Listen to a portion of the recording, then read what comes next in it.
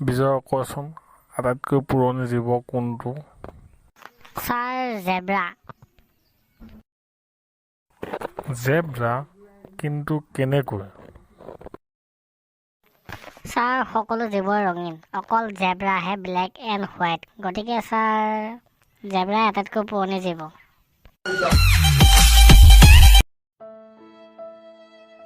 বাৰু চিন্তু তই এবাৰ প্ৰশ্ন এটা উত্তৰ দেচোন।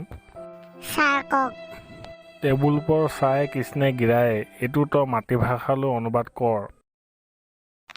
ছাৰ মাতৃভাষা মানেনো কি? ঐ যথামূৰ্খ, তই মাতৃভাষা মানে কি তই নাজানো? এইটো তোৰ মাৰৰ ভাষা আকৌ, মাৰৰ। তেন্তে হ'লে ছাৰ মই পাৰিম। তেন্তে হ'লে ক আকৌ সোনকালে। ৰাম ৰাম খালে ইহঁতি ঐ তেজপিয়া। জহনি যোৱাহঁত কোনটোৱে টেবুলত চাহ পেলালি হয়নে? কালি ধুই আজি সেইখন পাৰিছিলোঁহে। পাবি মজা ৰহ, আজি সেইখন তই ধুবি নহ'লে বাপেৰে। কোনোবা দিনা মাৰৰ কাপোৰ এটা ধুই দি পাইছনে? তহঁতে মোক বাপেৰৰ নিকিনা গোলাম পাইছ। ঐ গৰু খালি তই এইবোৰ কি কৈছ? ছাৰ এয়াইতো মাতৃভাষা আকৌ।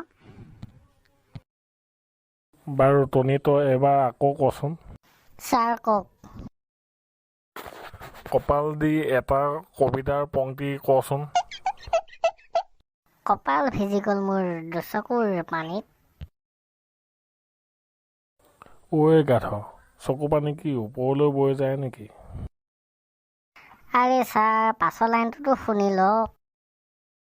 তেনেহ'লে সোনকালে নুশুনাও কিয়? ভৰি দুটা বন্ধা আছিল গছৰ ডালত। তহঁতে মানুহ মাৰিবি আৰু দেই।